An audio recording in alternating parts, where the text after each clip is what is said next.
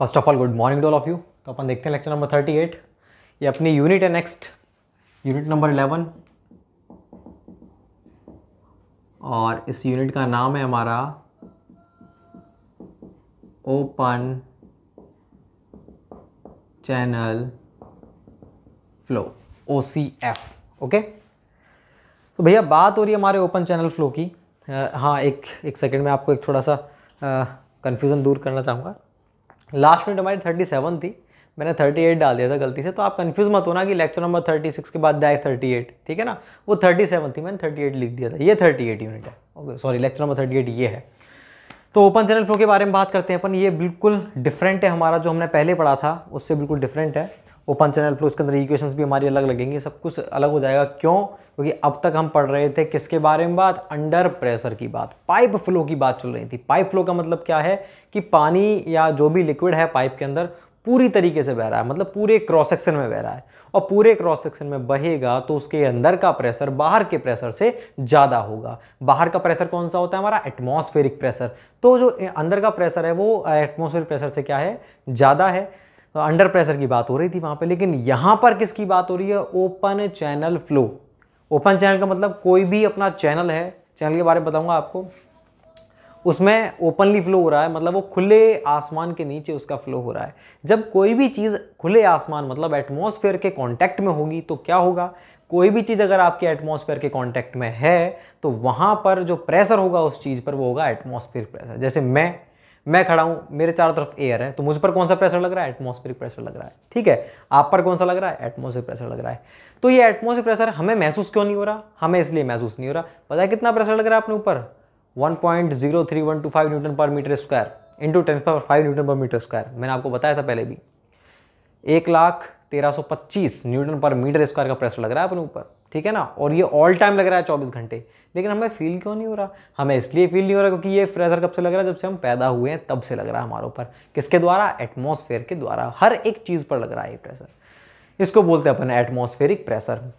तो अब बात हो रही थी हमारी कि अगर किसी भी ओपन चैनल में फ्लो हो रहा है, ठीक है, ओपन चैनल फ्लो होगा तो उसमें प्रेशर होगा एटमॉस्फेरिक प्रेशर होगा तो वहाँ पर फ्लो किस तरह का होगा? ग्रेविटेशनल फ्लो होगा। मतलब लिक्विड बहेगा ग्रेविटी के कारण, अपने आप नहीं बहेगा। आप कुछ ना कुछ ग्रेविटी दोगे, सॉरी अपनी आप कुछ भी एनर्जी दोगे उसके कारण फ्लो नहीं होगा, केवल ग्रेविटी के कारण फ्लो होगा। जैसे कि अब ओपन चैनल क्या होता है भाई? चैनल का मतलब होता है कोई भी स्ट्रक्चर जिसमें कोई लिक्विड बह रहा है, उस स्ट्रक्चर को अपन बोलेंगे channel. Whether it can be small, large, wide, short, कुछ भी हो, चाहे छोटा है, चाहे पतला है, चाहे बड़ा है, कोई भी स्ट्रक्चर जिसमें लिक्विड बह रहा है। मान लो ये पूरी एक मिट्टी है, उसमें मैंने यहाँ पानी भरा हुआ था, मैंने एक लाइन यूँ खींच दी उंगली से, यूँ बना दिया। तो अब ये जो मैंने गड्ढा सा किया है एक लीनियर, तो पानी इस गड्ढे में से सीधा चल जाएगा। होता नहीं है कैसे? जैसे बारिश में पानी भर जाता है तो हम थोड़ा सा फावड़े से यूँ खोद देते हैं, बस एक छोटा सा बना दिया रास्ता। तो जो आपने जो रास्ता बनाया है पानी निकलने के लिए, जिस रास्ते में से पानी जा रहा है वो छोटा सा ही तो था, उसको भी चैनल बोलेंगे हम। जो हमारी नालियाँ होती हैं जिनमें सीवेज बह रहा है उसे भी हम चैनल बोलेंगे। बात क्लियर है?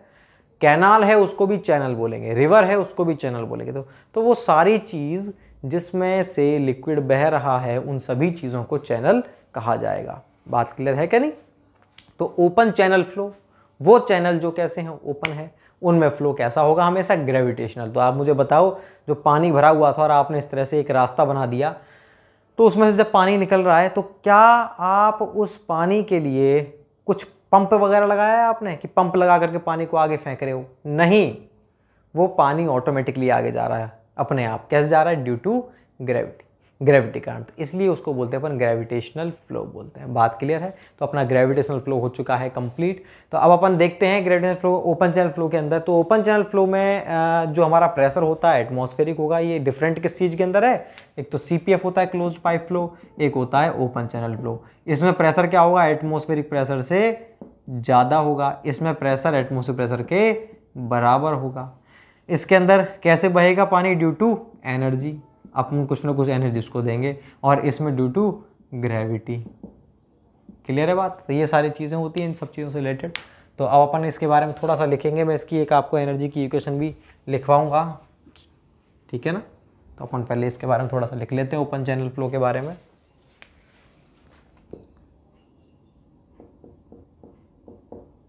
Open channel flow.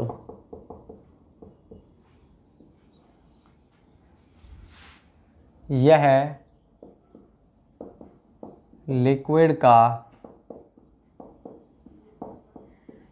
वो फ्लो होता है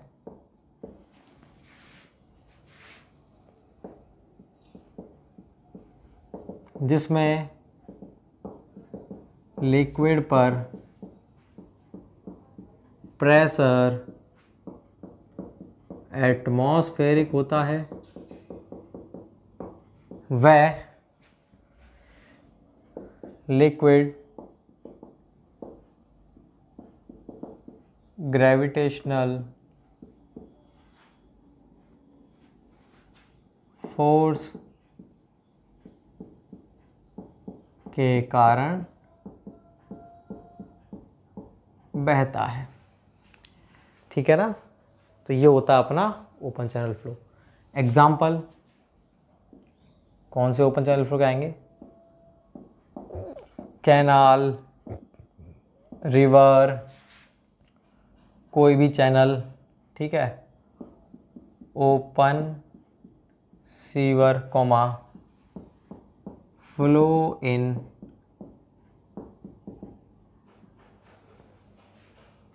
पार्शली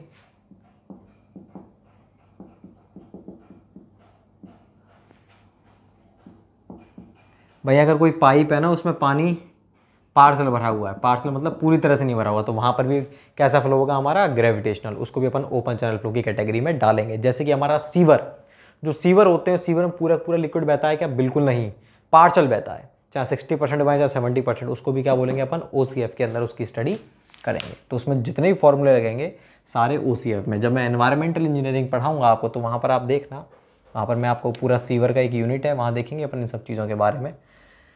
तो अपन बात करते हैं इसके बाद में, जो ओपन चैनल फ्लो होता है उसमें टोटल एनर्जी की इक्वेशन मैं बनाना चाह रहा हूँ आपके लिए। तो किस तरह से डेवलप करेंगे?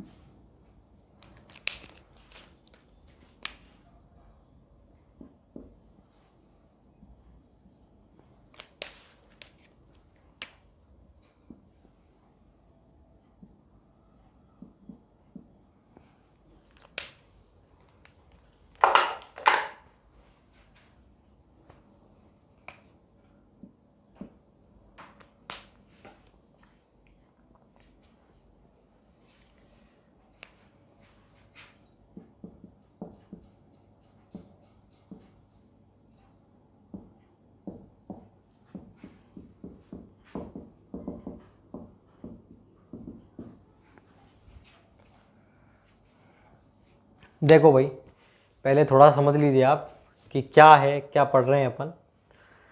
एक्चुअल में ये आपको दिख रहा है, मैंने आपको एनर्जी की इक्वेशन बनाई है, ये आपका ग्राउंड लेवल है, ठीक है ना। ये अपना क्या है, ग्राउंड लेवल है, और ये अपनी चैनल का बेड है। जो भी चैनल है ना, ये ग्राउंड लेवल है, आपने ऐसे स्लोप दे रखी चैनल को, क्योंकि अपन को ग्रेविटेशनल फ्लो लेके आना है। तो ये स्लोप है, ये चैनल का बेड है, चैनल का बॉटम हो गया एक तरह से ये, ठीक है। मतलब आपने इतने में फिलिंग कर रखी है, मतलब ये तो हॉरिजॉन्टल प्लेन था, ठीक है, और ये आपने इस तरह से फिलिंग करके चैनल का बेड बना दिया। अब लिक्विड जो बहेगा, तो लिक्विड की हाइट यहाँ पर तो है h1 और यहाँ पर इस सेक्शन पर है h2 हाइट, ठीक है। तो ये जो लिक्विड की जो टॉप लाइन है, ये पानी बह रहा है ना, उसका सरफेस है, ये जो आपको ब्लू लाइन दिख रही है पानी का सरफेस है। और इस वाले केस में अब देखो, ये जो चैनल का अगर मैं इस सेक्शन की बात करूँ, ये 1 1 सेक्शन है, ये 2 2 है। 1 1 सेक्शन पर इस पॉइंट तक की जो हाइट है वो z1 है, और इस पॉइंट तक की हाइट z2 है। पानी की हाइट यहाँ पर h1 है, यहाँ पर s2 है, ठीक है। मैंने यहाँ पर वेलोसिटी निकाली करंट मीटर के द्वारा या किसी भी पिटोट स्टैटिक ट्यूब के द्वारा, मैंने अगर इसकी वेलोसिटी निकाली और वेलोसिटी निकाल के उसके स्क्वायर में 2g का भाग दिया, तो ये v1 स्क्वायर अपॉन 2g आया। इस वाले पॉइंट पर जो वेलोसिटी थी उसका v2 स्क्वायर अपॉन 2g आया, ठीक है। तो इसका मतलब क्या है, इस वाले सेक्शन पर, मतलब ये 1 1 सेक्शन, यहाँ पर टोटल एनर्जी कितनी है, z1 plus h1 plus v1 square upon 2g। इस पर यही तो हुई टोटल एनर्जी भाई। z1 कौन सी एनर्जी है यहाँ पे, z1 उठान, मतलब कौन सी एनर्जी जो वहां पर थी OCF में थी, जो CPF में जो Z थी, Z क्या थी हमारी, कौन सा हेड था, ये डेटम हेड या एलिवेशन हेड, वो ये है। तो यहाँ पर इस सेक्शन पर डेटम हेड कितना है, Z1। वहां पर कितने प्रकार के हेड होते थे, देखो भाई, P1 square upon 2g,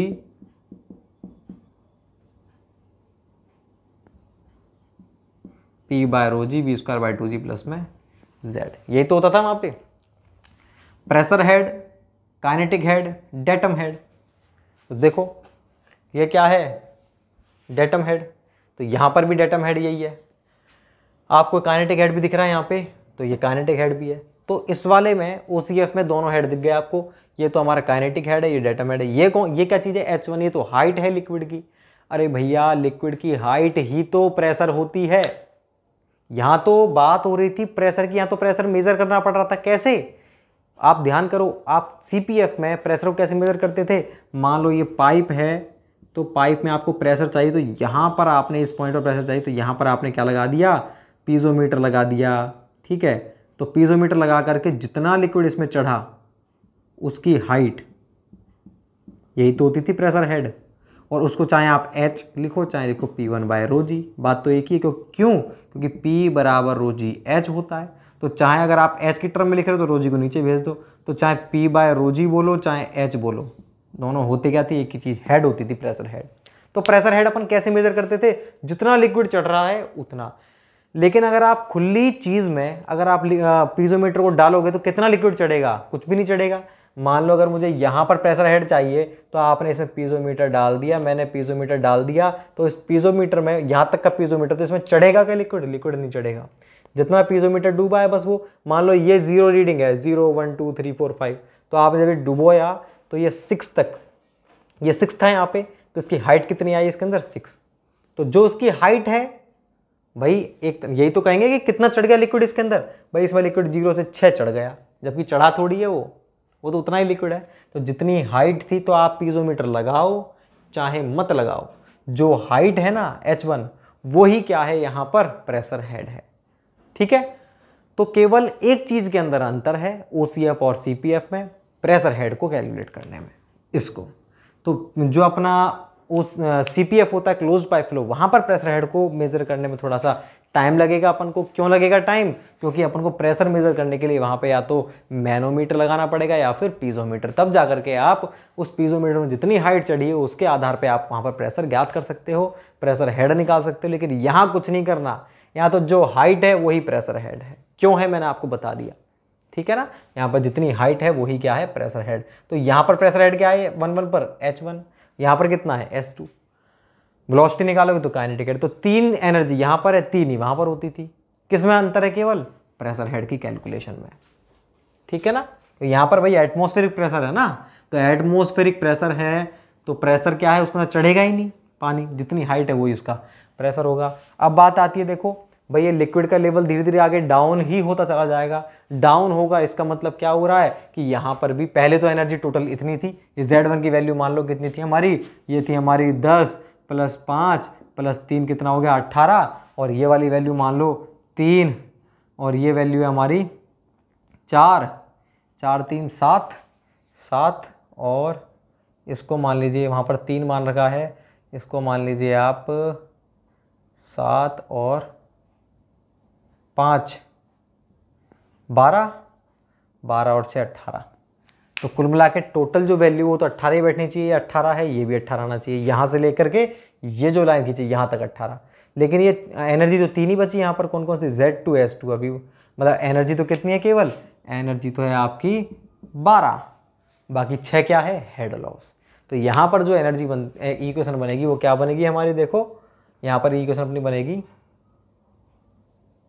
H1 + V1² 2G, या फिर Z1 + H1 Z2 प्लस में HL। तो आप गौर से देखिए, मैंने यहाँ पर कहीं पर नहीं लिखा कि ये जो है हमारी क्या है, बर्नौली इक्वेशन है, कॉन्टिन्यूटी, कुछ नहीं। कौन से, टोटल एनर्जी इक्वेशन है। तो यहाँ पर बर्नौली इक्वेशन काम नहीं करती। बर्नौली इक्वेशन में तो HL आता ही नहीं है, तो एनर्जी इक्वेशन, तो ये एनर्जी इक्वेशन होती है, बर्नौली इक्वेशन नहीं। इसलिए OCF में बर्नौली इक्वेशन का अपन यूज़ नहीं कर सकते, ठीक है ना, वहाँ पर कॉन्टिन्यूटी वैलिड करती नहीं है। तो ये अपनी इक्वेशन का अपन यूज़ करते हैं। अपन को जो भी कुछ ज्ञात करना होता है इसके आधार पर ही ज्ञात करते हैं, किसमें, अपन OCF में। तो आप इसको उतारो, इसके बाद फिर अपन देखते हैं OCF के अंदर टाइप ऑफ फ्लो, कितने प्रकार का फ्लो होता है, ठीक है। वही है जो पहले पढ़े थे हमने। मैं इसे मिटा रहा हूँ, आप इसको उतार लो भाई, मैं इसको मिटाता हूँ।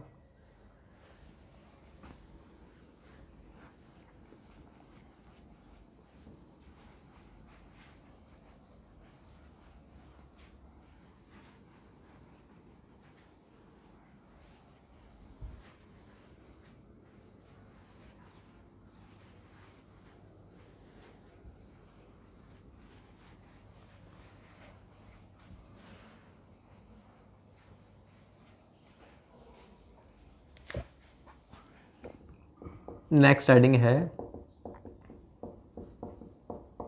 Type of flow in open channel flow.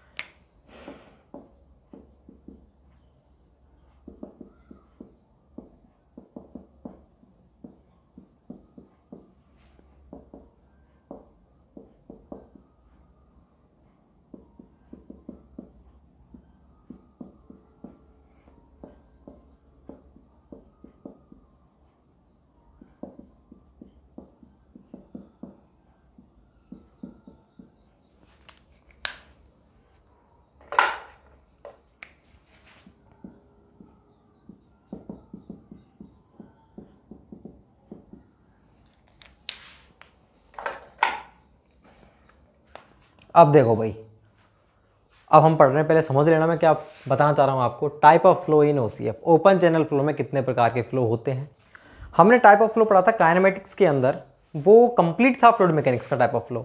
Open channel flow में कितने प्रकार के फ्लो होते हैं, 4 प्रकार के होते हैं। पहला है हमारा स्टेडी एंड अनस्टेडी फ्लो, दूसरा है यूनिफॉर्म नॉन यूनिफॉर्म फ्लो, और फिर तीसरा हमारा आएगा कौन सा, लेमिनार एंड टर्बुलेंट फ्लो, चौथा हमारा आएगा क्रिटिकल, सब critical and super critical flow. तो 4 प्रकार के फ्लो हो गए हमारे।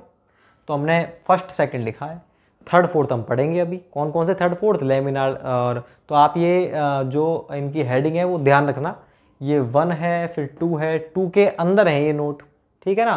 फिर हमारा 3 आएगा, 4 आएगा। जब 3 और 4 आए तो भूल मत जाना कि 3 4 क्या है, नोट है क्या है, बता दिए मैंने आपको 4 प्रकार के फ्लो है।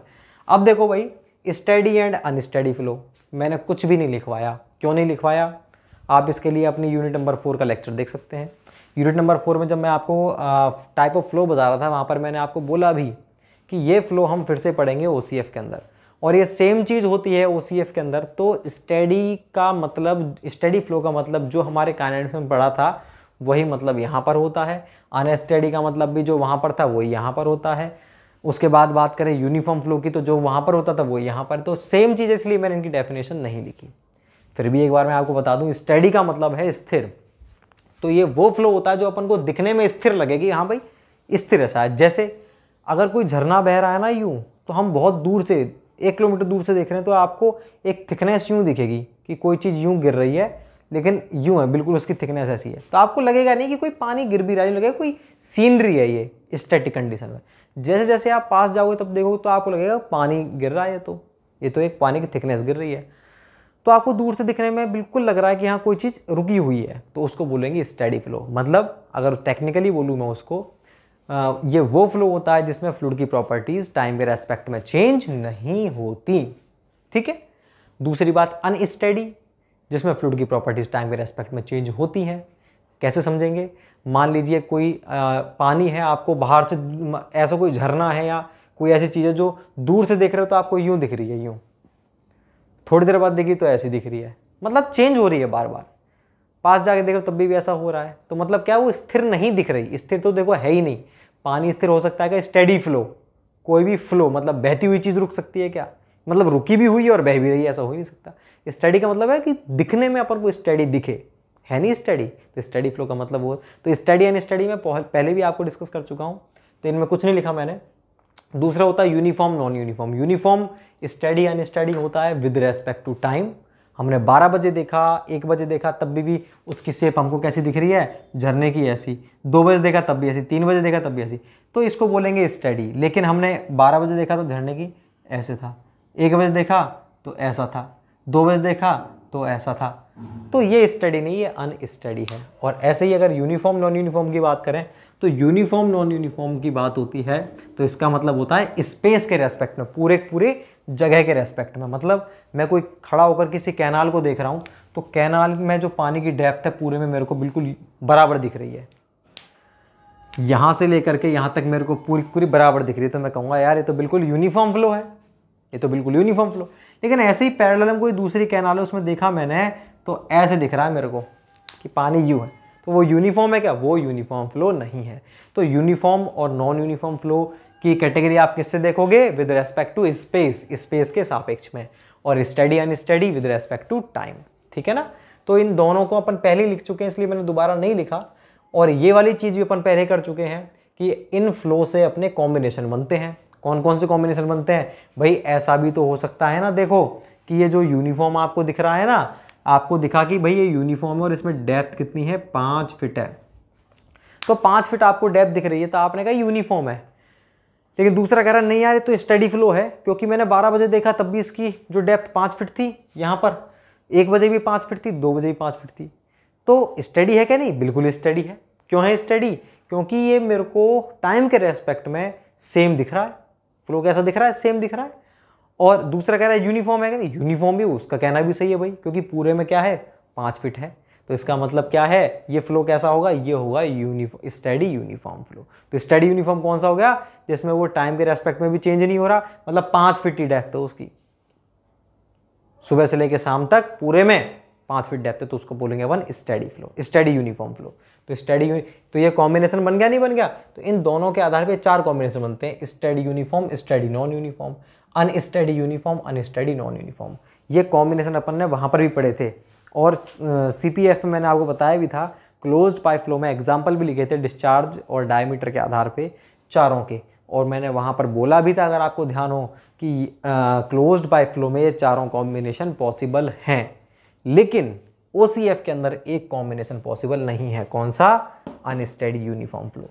तो आपसे कोई पूछे ना कि अनस्टेडी इन निम्न में से कौन सा कॉम्बिनेशन पॉसिबल नहीं है, तो आप नहीं बता सकते। कब तक नहीं? जब तक वो आपको ये ना बोल दे कि आप CPF की बात कर रहे हो या OCF की। तो अगर वो CPF की बात कर रहा है क्लोज पाइप फ्लो की, तो सारे ही वो पॉसिबल है। आप एग्जाम्पल भी बता सकते हो जो मैंने आपको बताए थे।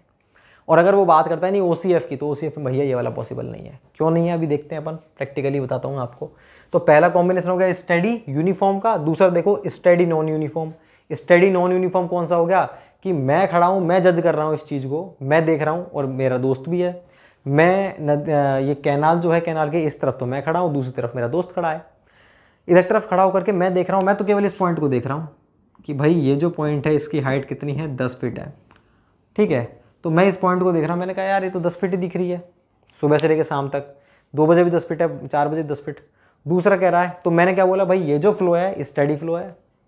और स्टेडी का मतलब ये नहीं होता कि लहरदार है तो स्टेडी नहीं होगा। स्टेडी का मतलब रुका हुआ दिखना चाहिए मेरे को। तो ये लहर ऐसी थी और ऐसी है, शाम तक भी पानी ऐसी इसी शेप में बह रहा है, हो सकता है भाई पॉसिबल। तो मैं तो कह रहा हूँ स्टेडी है। दूसरा क्या है? इस डेप्थ को, दूसरा तो पूरे को देख रहा है यहाँ से यहाँ तक। वो कह रहा है यार मेरे को सुबह से शाम होगी लेकिन पूरे के अंदर सेम शेप है, शेप चेंज ही नहीं हो रही, यूनिफॉर्म फ्लो है। मैं तो कह रहा हूँ स्टेडी है और वो कह रहा है कि यूनिफॉर्म नहीं, नॉन यूनिफॉर्म। यूनिफॉर्म का मतलब तो डेप्थ पूरे में सेम होनी चाहिए, ठीक है ना, डेप्थ पूरे में सेम होनी चाहिए, जबकि पूरे में डेप्थ सेम तो है नहीं, चेंज हो रही है। तो मैं तो कह रहा हूँ कि ये स्टेडी है, वो कह रहा है नॉन यूनिफॉर्म है, लेकिन बात दोनों ही अपनी जगह सही है। तो ये कौन सा होगा इस तरह का फ्लो? वो होगा हमारा स्टेडी नॉन यूनिफॉर्म फ्लो, ठीक है ना, वो होगा स्टेडी नॉन यूनिफॉर्म फ्लो। अब बात आती है हमारे कौन से की? Unsteady uniform. तो अनस्टेडी यूनिफॉर्म ये कैसे पॉसिबल है? अनस्टेडी का मतलब तो है, यूनिफॉर्म तो देखो ये हो गया 5 फीट, ठीक है ना, 5 फीट है। अब इसके अंदर आप जैसी, अनस्टेडी का मतलब क्या है? इसकी डेप्थ 5 फीट नहीं है टाइम के रेस्ट में, फिर चेंज हो गई डेप्थ, इसकी 6 हो गई। तो जब इसकी डेप्थ चेंज होती रहेगी तो वो यूनिफॉर्म कैसे हो सकता है? तो अनस्टेडी यूनिफॉर्म फ्लो पॉसिबल नहीं है, ठीक है ना। और चौथा है अनस्टेडी नॉन यूनिफॉर्म फ्लो। ये तो बिल्कुल पॉसिबल है। जितने भी फ्लो आपने देखे हैं वो ऐसे ही होते हैं। जो आपने प्रैक्टिकल लाइफ में देखे हैं, एक बाल्टी पानी में फेंक दूँ ना ज़मीन पे, वो कौन सा है? अनस्टेडी। अनस्टेडी है क्या वो कि पूरा पानी एक जैसा दिख रहा है? नहीं। यूनिफॉर्म है क्या? नहीं। सभी प्रकार के फ्लो कौन से होते हैं? Unsteady non uniform flow. तो 4 प्रकार के कॉम्बिनेशन होते हैं। मैंने कॉम्बिनेशन क्यों लिखवाए हैं, इससे एक चीज़ बहुत इंपॉर्टेंट है, वो बताने के लिए मैं लिखवाए हैं कि इसमें जो अपना अनस्टेडी नॉन यूनिफॉर्म, अब आप इसमें देखो ये तो कैंसिल ही हो गया फ्लो का टाइप। बचे कौन कौन से? 1 2 3। इन 3 के अंदर देखो मेजर क्या चीज़ है? Non uniform. Non uniform. तो नॉन यूनिफॉर्म फ्लो अपने कितने प्रकार के हो गए? Non uniform, steady, non uniform, unsteady.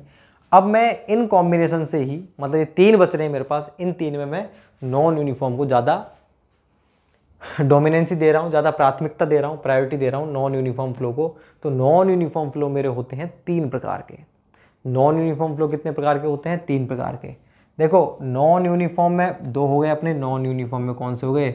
Non uniform steady flow, non uniform unsteady flow. लेकिन इसमें भी हमारे कितने प्रकार के फ्लो हो गए नॉन यूनिफॉर्म में?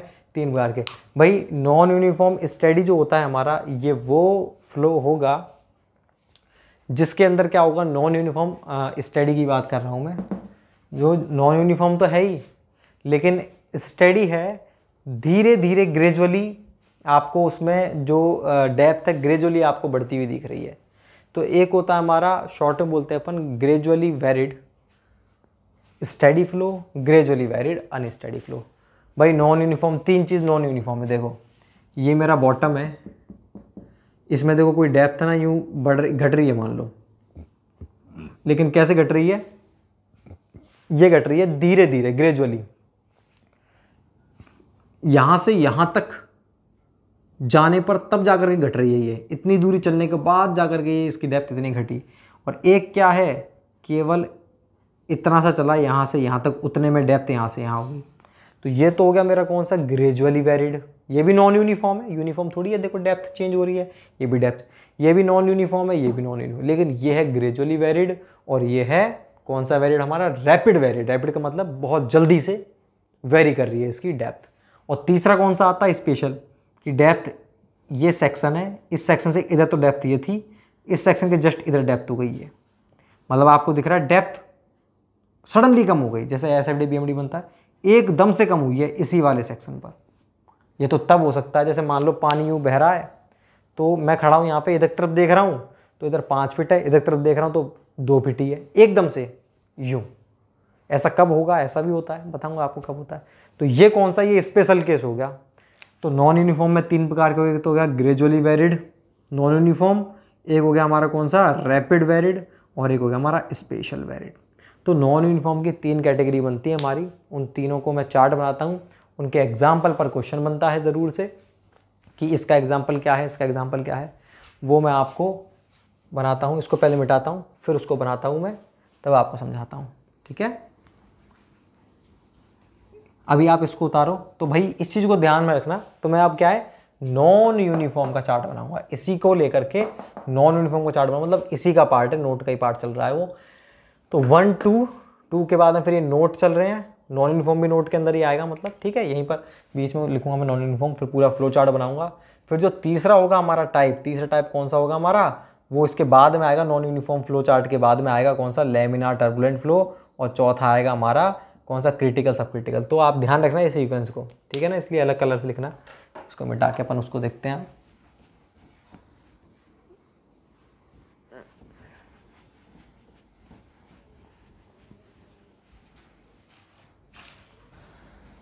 तो मैं एक बार इसका पूरा पूरा फ्लो चार्ट बना देता हूँ।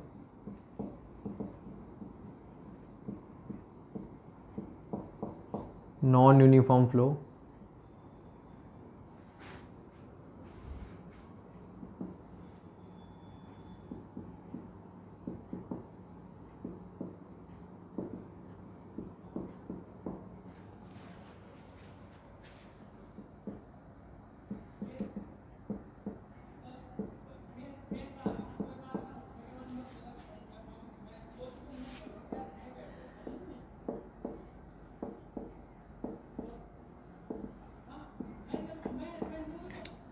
तो भाई इनके शुरुआत में इनके 3 डिवीज़न है। सबसे पहला कौन सा हमारा, gradual varied flow, rapid varied flow, special varied flow.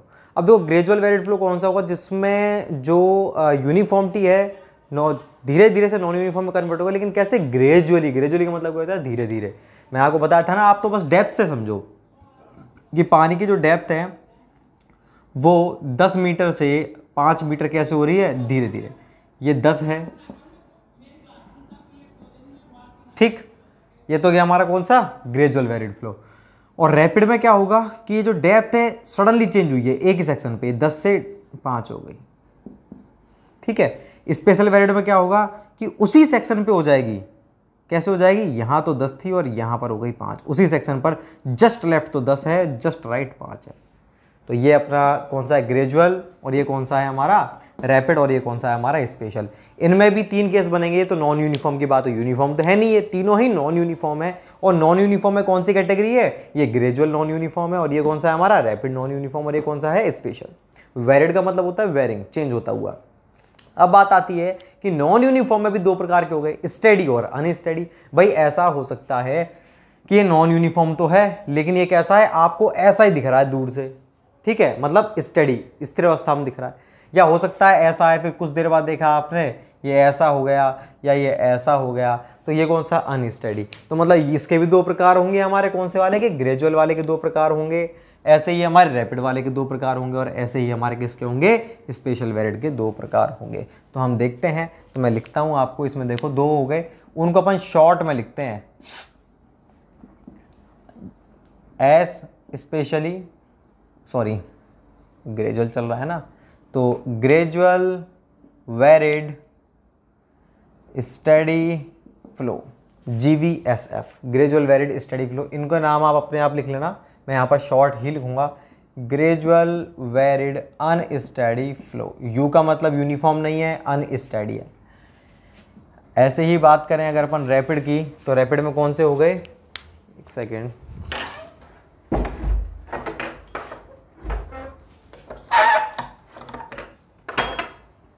देखो इसमें हो गया हमारा रैपिड वेरिड स्टेडी फ्लो और rapid varied unsteady flow. Special में कौन सा हो गया, special varied steady flow, special varied unsteady flow. You का मतलब अनस्टेडी है, यूनिफॉर्म नहीं है। इनके जो अपन को चीज़ याद रखनी है वो है एग्जाम्पल। एग्जाम्पल में लिखवाता हूँ पहले, उसके बाद आपको समझाऊंगा। ये इनके एग्जाम्पल हैं, फ्लो ओवर वियर,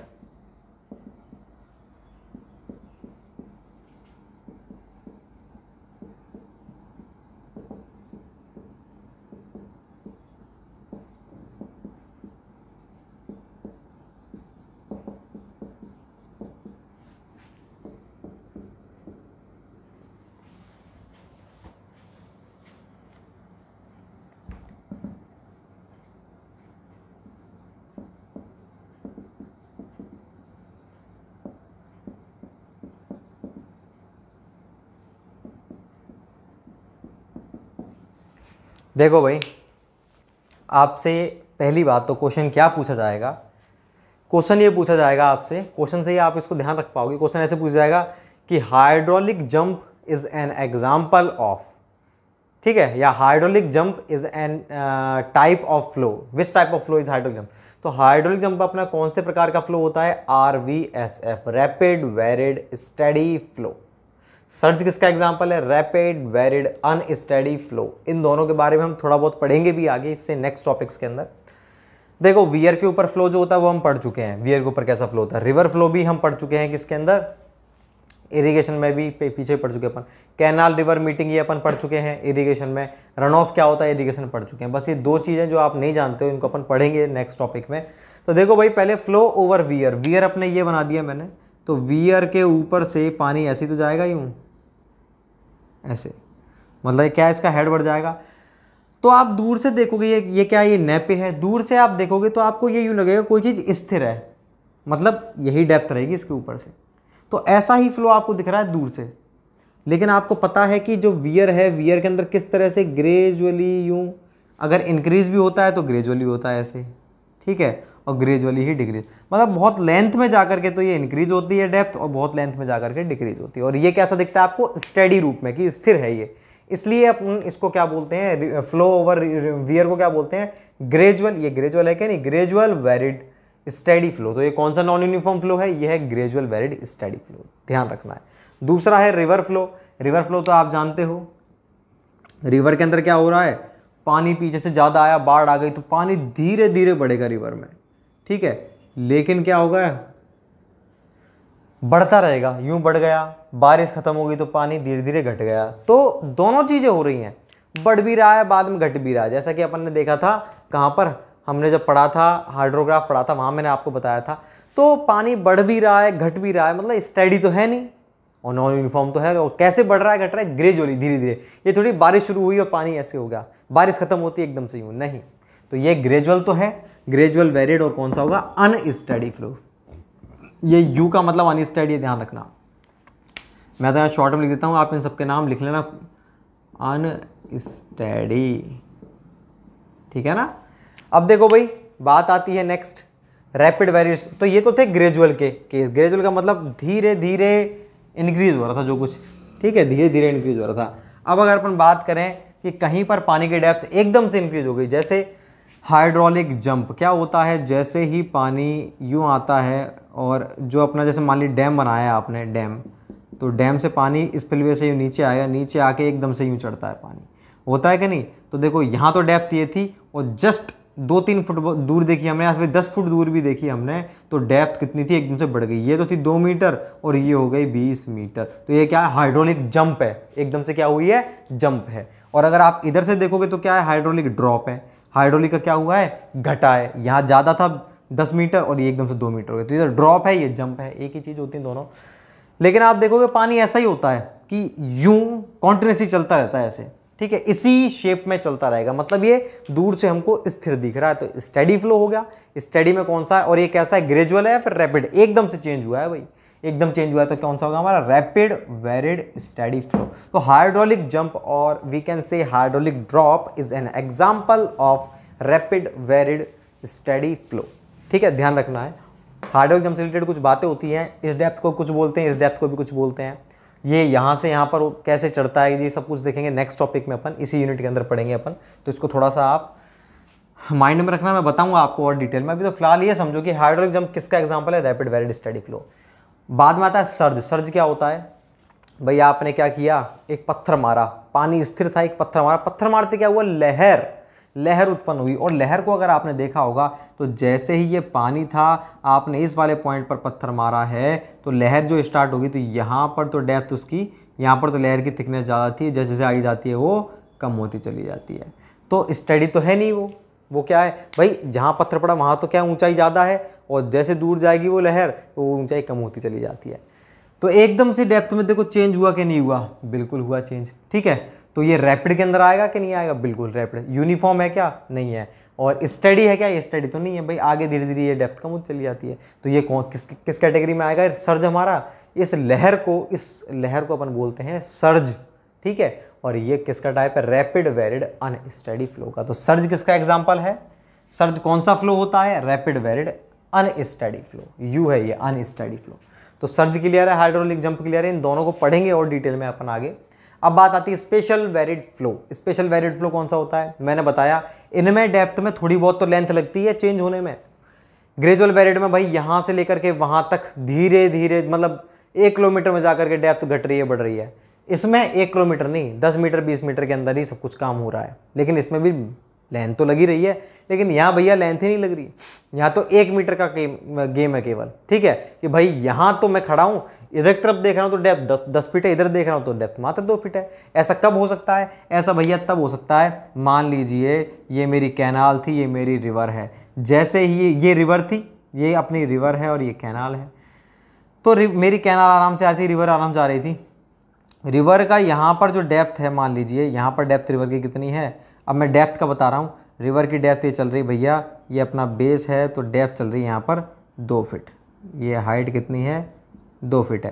लेकिन जैसे ही यहाँ पर कैनाल मिली तो अचानक से इस वाले पॉइंट पर डेप्थ बढ़ गई और कितनी हो गई, ये हो गई इस वाले पॉइंट पर टोटल डेप्थ हो गई हमारी 5 फीट हो गई।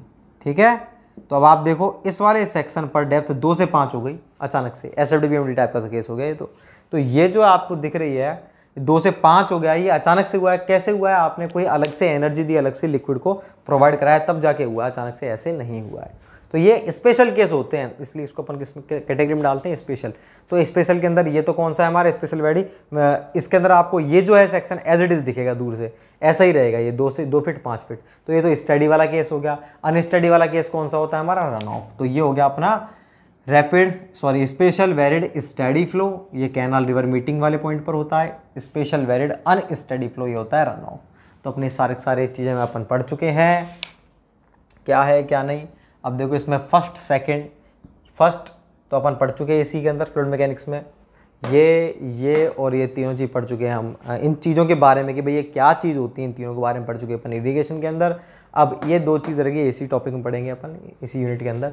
तो अब देख लो आप, इस प्रकार के फ्लो होते हैं। क्वेश्चंस क्या बनते हैं, सबसे ज़्यादा जो क्वेश्चन पूछा जाता है वो इन दोनों पर पूछा जाता है, और इन दोनों में भी सबसे ज़्यादा हाइड्रोलिक जंप पर, कि hydraulic jump is an example of which flow, rapid varied steady flow. Okay, 4 option होंगे ऐसे ही, तो रैपिड वेरिड स्टेडी फ्लो का एग्जाम्पल होता है, इसलिए मैंने सारी चीज़ें आपको लिखवाई हैं। तो आप इनको उतारो, मैं इसे मिटाता हूँ, फिर इसमें नेक्स्ट टॉपिक पढ़ते हैं इस यूनिट के अंदर अपन।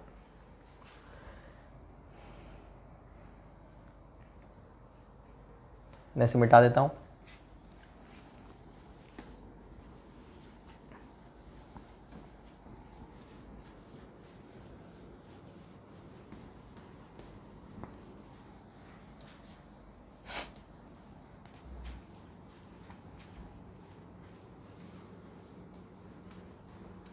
अब देखो भाई, मैं आपको एक बार थोड़ा सा रिवाइज करा दूं कि हम इसके अंदर इस यूनिट में हम क्या पढ़ चुके थे।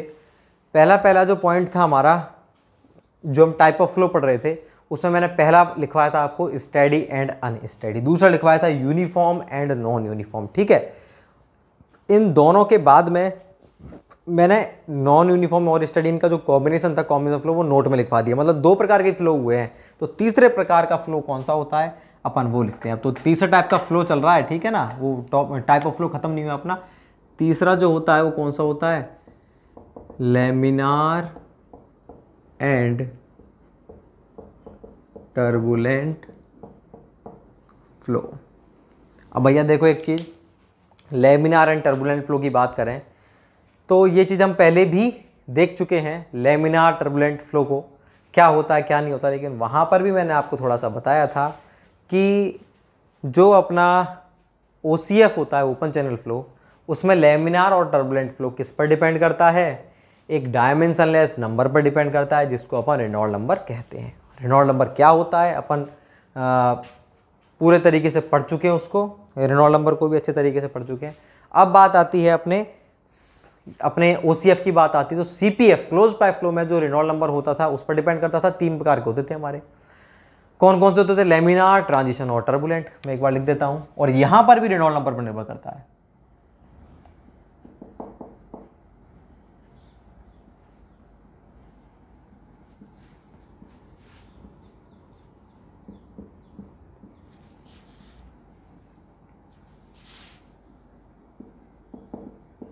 Laminar,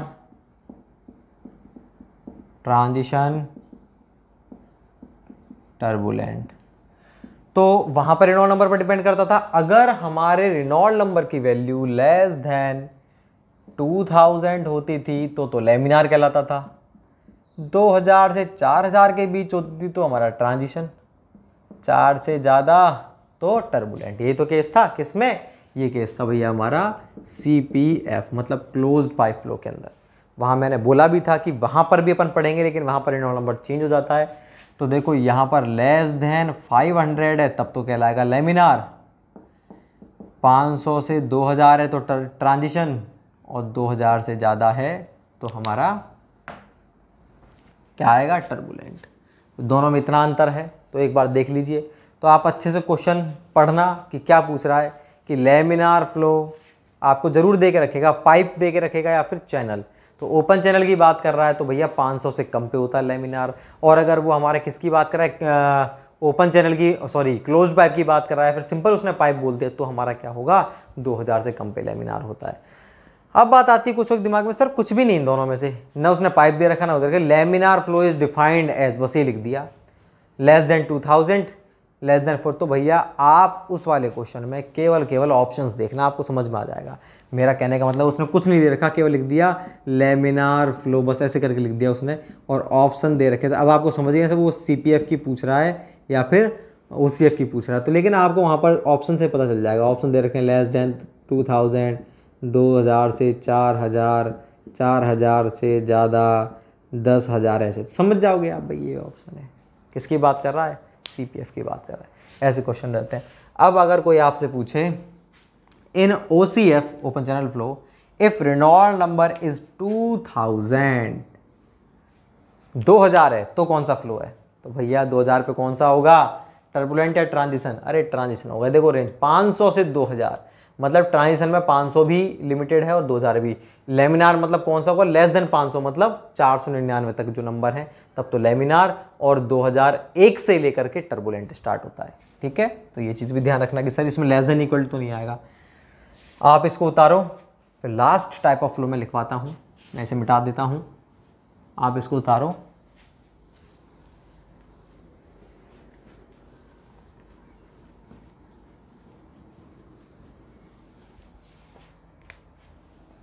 last type of flow है अपना क्रिटिकल, सब critical and super critical flow. ये चीज़ भी पढ़ चुके हैं। ये चीज़ कहाँ पढ़ी हमने, ये पढ़ी थी हमने भैया डायमेंशनल एनालिसिस के अंदर। जहाँ पर हमारा डायमेंशनल एनालिसिस के अंदर फ्रॉड नंबर पढ़ा था हमने, वहाँ लिखवाया था मैंने, अगर एफ आर फ्रॉड नंबर की वैल्यू लेस देन 1 है तो सब क्रिटिकल, इक्वल टू 1 है तो क्रिटिकल, ग्रेटर देन 1 है तो सुपर क्रिटिकल। और वहाँ लिखा भी था हमने कि फ्रॉड नंबर का यूज़ कहाँ पर करते हैं भैया, फ्रॉड नंबर का यूज़ हम करते हैं जहाँ पर ग्रेविटेशनल फोर्स हमारा क्या होता है, डोमिनेंट, प्रमुख फोर्स होता है हमारा। मेन फोर्स कौन सा होता है, ग्रेविटी फोर्स होता है। तो वहाँ पर अपन फ्रॉड नंबर का यूज़ करते हैं उन सभी लॉज में, उन सभी मॉडल्स के अंदर। तो अब आपको मालूम है ओपन चैनल फ्लो, भैया ओपन चैनल फ्लो में तो ग्रेविटेशनल फ्लो ही होता है। इस यूनिट की फर्स्ट लाइन में हमने यही लिखा था कि कौन सा फ्लो होता है, इसमें ग्रेविटेशनल फ्लो होता है, ठीक है, ग्रेविटी के कारण फ्लो होता है। तो इसका मतलब ओपन चैनल फ्लो में हमारा सबसे इंपॉर्टेंट जो नंबर है वो कौन सा है, हमारा फ्रॉड नंबर है।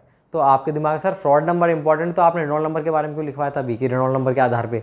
अरे भैया अगर हम बात करते हैं, ऐसे कोई पानी है, पानी यहाँ तक भरा हुआ है और जहाज़ चल रहा है, तो जहाज़ पानी के ऊपर थोड़ी रहता है, ऊपर तो कुछ हिस्सा तो उसका डूबा रहता है पानी के अंदर।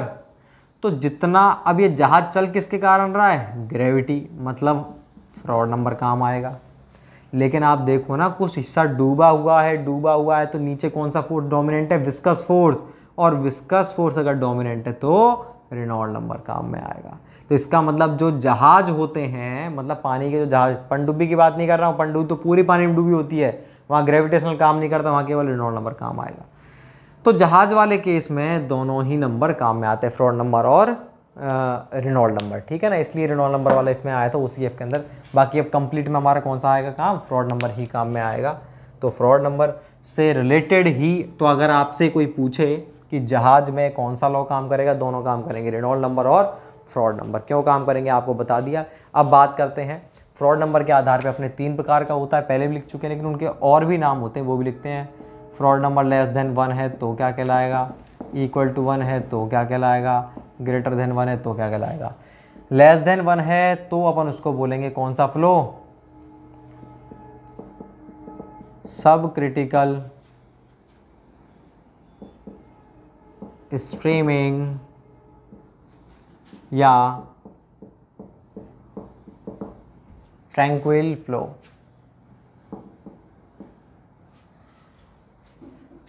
ये हमारा क्रिटिकल फ्लो। ज़्यादा होता है तो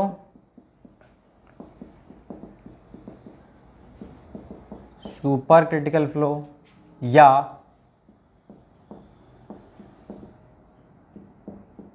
शूटिंग फ्लो या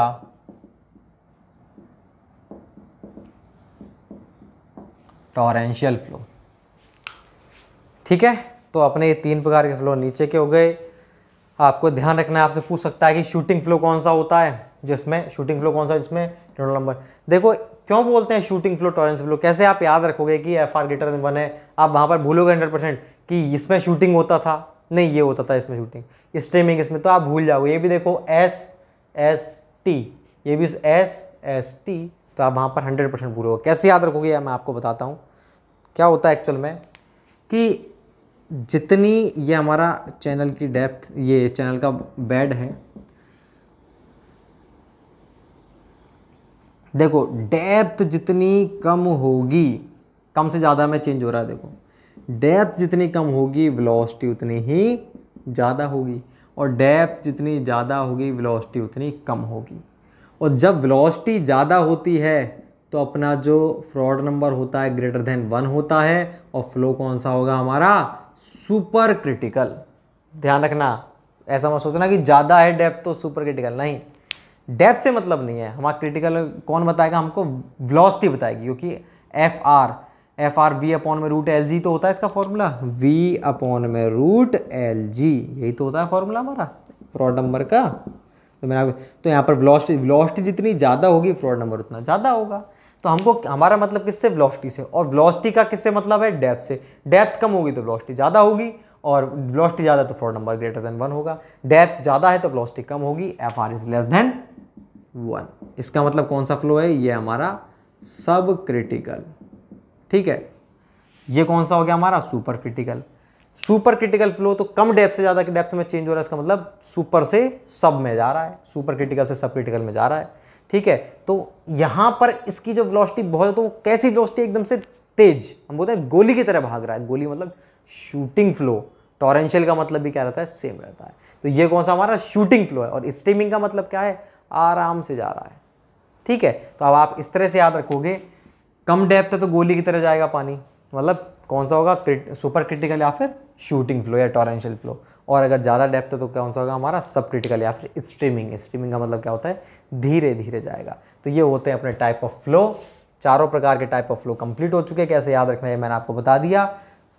इसके बाद अपन पढ़ेंगे geometric property of channel section, इसको पढ़ेंगे अपन नेक्स्ट लेक्चर में। भाई रिवीजन करते रहना।